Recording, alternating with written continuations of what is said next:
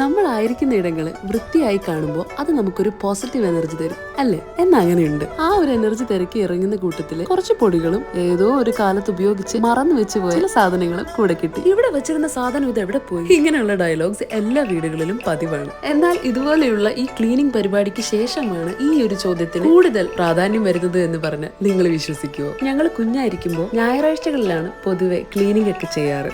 18ാം വയസ്സിൽ ഞാൻ hostel life start ചെയ്തപ്പോൾ ഏറ്റവും കൂടുതൽ മിസ് ചെയ്തിരുന്നത് ഇതുപോലെയുള്ള ക്ലീനിങ് പരിപാടികളാണ്. ചെയ്യുന്ന ജോലിക്ക് കൂലി കിട്ടുക എന്നുള്ളത് നമ്മുടെ ബേസിക് ആയിട്ടുള്ള ഒരു അവകാശമാണ്. ഞാൻ പറഞ്ഞു വരുന്നത് വേറൊന്നുമല്ല, ഇതുപോലെ ക്ലീൻ ചെയ്യുമ്പോൾ 1, 2 അല്ലെങ്കിൽ 5 രൂപ കിട്ടുമ്പോൾ അത് അമ്മ അറിയാതെ എടുത്തു വെക്കുന്നതും ഒരു സമയം അമ്മയ്ക്ക് എന്തെങ്കിലും ബുദ്ധിമുട്ടാകുമ്പോൾ അത് 10, 20 രൂപയാക്കി അമ്മയുടെ കയ്യിൽ കൊടുക്കുമ്പോൾ അമ്മയുടെ ആ ആശ്ചര്യത്തോടുള്ള നോട്ടവും അഭിമാനത്തിന്റെ കൊടുമുടിയിലെത്തിയിരിക്കുന്ന നമ്മളും. ഈ കഥകളെല്ലാം ആ പുതുമയോടെ ഇപ്പോഴും നിലനിൽക്കുന്നു എന്നുള്ളതാണ് മറ്റൊരു കാര്യം. ഇതിനിടയിൽ ഞങ്ങൾ അമ്മയും മക്കളും ചെറുതായിട്ടൊന്ന് ക്ലാഷ് ആകാൻ ചാൻസ് ഉള്ള ഒരു കാര്യമുണ്ട്. ഇതിനെ കൊണ്ട് ഇനി ഒരു ഉപയോഗവും ഇല്ല, കളയാം എന്ന് നമ്മൾ വിചാരിക്കുന്ന ഓരോ സാധനങ്ങളും അമ്മ സൂക്ഷിച്ചെടുത്ത് വെക്കും. മതിയല്ലോ, യുദ്ധത്തിലുള്ള ഒരു കാര്യം അവിടെ നിന്നും തുടങ്ങുകയാണ്. ഒന്നാലോചിച്ച നമ്മൾ ചെയ്യുന്ന എല്ലാ കാര്യത്തിലും എന്തെങ്കിലുമൊക്കെ ഒരു ഓർമ്മ തങ്ങി നിൽക്കുന്നുണ്ടായിരിക്കും. എന്തോ ഒരുപാട് കാര്യങ്ങൾ പറഞ്ഞ പോലെ തോന്നുന്നു, എന്തൊക്കെയോ പറയാൻ മറന്നതുപോലെയും തോന്നുന്നു. സാരില്ല, ചെയ്യാൻ ഉത്തരവാദിത്തങ്ങൾ ഇങ്ങനെ നീണ്ടു നിവർന്ന് കിടക്കുമ്പോൾ പറയാൻ ഇനിയും ഒരുപാട് കാര്യങ്ങളുണ്ടായിരിക്കും. അപ്പോൾ അടുത്ത പ്രാവശ്യം കാണുന്നത് വരെ